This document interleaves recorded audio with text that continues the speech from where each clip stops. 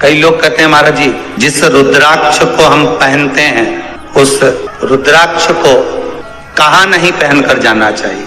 5 स्थान बताएं जहां रुद्राक्ष पहनकर नहीं जाया जाता। कितने स्थान है? 5।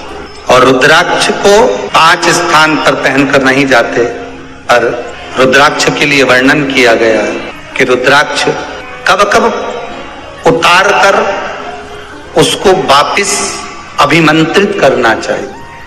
5 जगह पहनकर नहीं जाना चाहिए और रुद्राक्ष को अभिमंत्रित करना मतलब सीधा अमावस्या के दिन, पूर्णिमा के दिन, शिवरात्रि के दिन, श्रावण महीने के सोमवार को, प्रदोष के दिन, ये दिन आपके शरीर में जहां पर भी रुद्राक्ष है, आपके गले में अगर आप रुद्राक्ष पहने हो, आपके हस्त कमल में आप रुद्राक्ष पहने हो, आपने अपने पास में कहीं रुद्राक्ष रख रखा है, तो उस रुद्राक्ष को अमावस्या, पूर्णिमा, शिवरात्रि या श्रावण का सोमवार या प्रदोष आदि, इस दिन उस रुद्राक्ष को एक बार दूध में धोने के बाद उसमें थोड़ा सा सरसों का तेल अवश्य लगाना चाहिए।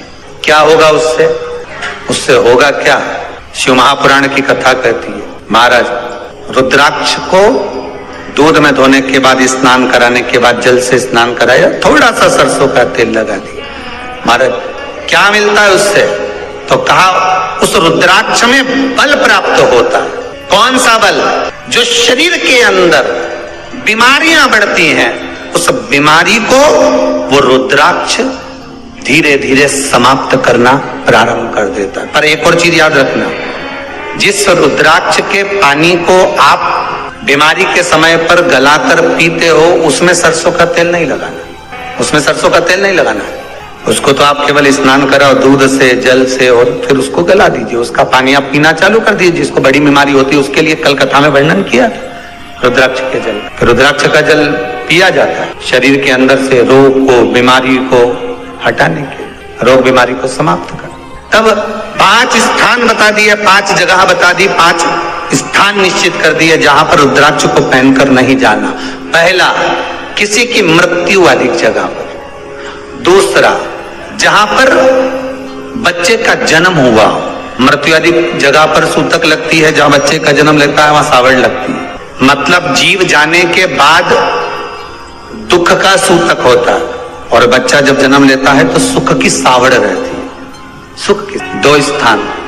तृतीय स्थान, तीसरा स्थान दिया जहां पर वैश्यावृत्ति होती हो या महाराज मदिरा का पान होता हो, उस स्थान पर रुद्राक्ष को नहीं ले जाया जाता। चौथा स्थान रुद्राक्ष के लिए कहा गया, जिस स्थान पर आपको ज्ञात नहीं है और आपको लगता है कि ये स्थान अज्ञात है, यहाँ पर कई जगह पर कुछ जीवों की हत्या हुई है या किसी जीव को नष्ट किया गया है, उस स्थान पर रुद्राक्ष को नहीं ले जाना चाहिए। 5वां, महाराज आपके रुद्राक्ष का जहां अपमान हो रहा है, अपमान से समझ में आ रही है ना आपको बात? एक आय को ढोंग प्रपंच में पढ़ा है, कौन ने कहा इतने रुद्राक्ष धारण कर ले?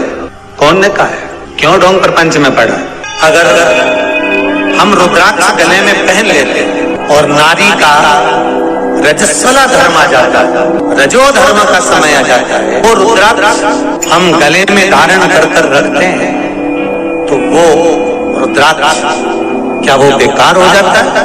पहले एक बात बहुत अच्छे से समझ में, आप सन्यासी हो, जम के बोलो जरा, आप तपस्वी हो, आप साधक हो, आप उपासक हो, या आप बैरागी हो, आप एक गृहस्थी हो, घर में रहने वाली माँ गोदी में रखा हुआ बालक अगर गंदगी भी कर दे, पूरे कपड़े को भी बिगाड़ दे, तो माँ बच्चे का कपड़ा बदल देती है, और बदल कर माँ को ये जरूरी नहीं है कि उसको साड़ी बदलना, उसको कपड़े बदलना या उसको फिर नहाना।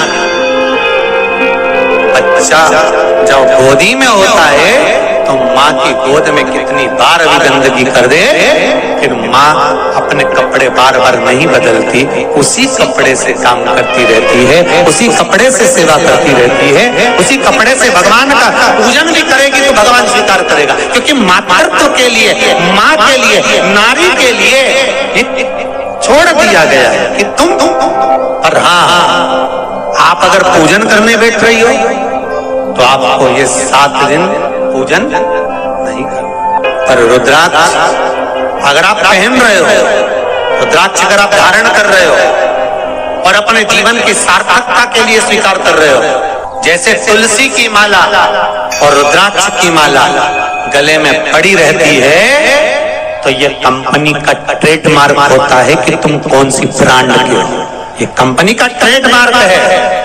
तुलसी की माला पहनकर प्राण छूट गए तो वैकुंठ चले गए, और रुद्राक्ष की माला पहनकर प्राण छूट गए तो कैलाश धाम चले गए। ये कंपनी का ट्रेडमार्क। छोटे रुद्राक्ष की माला, छोटा जो रुद्राक्ष होता है उसकी माला, कैंसर का जो मरीज होता है, अगर वो फर्स्ट स्टेज का कैंसर भी है, छोटे रुद्राक्ष अगर अच्छे हैं, 3 मुखी से लेकर 5 मुखी, 7 मुखी, 9 मुखी, 11 मुखी छोटा रुद्राक्ष मिल जाए, उसकी माला अगर पानी में डाल दी जाए और उस पानी को वो मन का ही डाल दो, उसी का पानी थोड़ा थोड़ा कैंसर के मरीज को सुबह दोपहर शाम श्री शिवाय नमस्तुभ्यम का जाप कर कर, पंचाक्षर ओम नमः शिवाय का जाप कर कर, शंकर शिव का नाम लेकर, महाकाल बाबा का नाम लेकर, विश्वेश्वर विश्वनाथ का नाम लेकर, केदारेश्वर का नाम लेकर, 12 ज्योतिर्लिंग का स्मरण कर कर अगर वो आचमन करना प्रारंभ कर दे तो कैंसर रोग में भी आराम मिलना प्रारंभ। केवल आचमन ही नहीं करना है,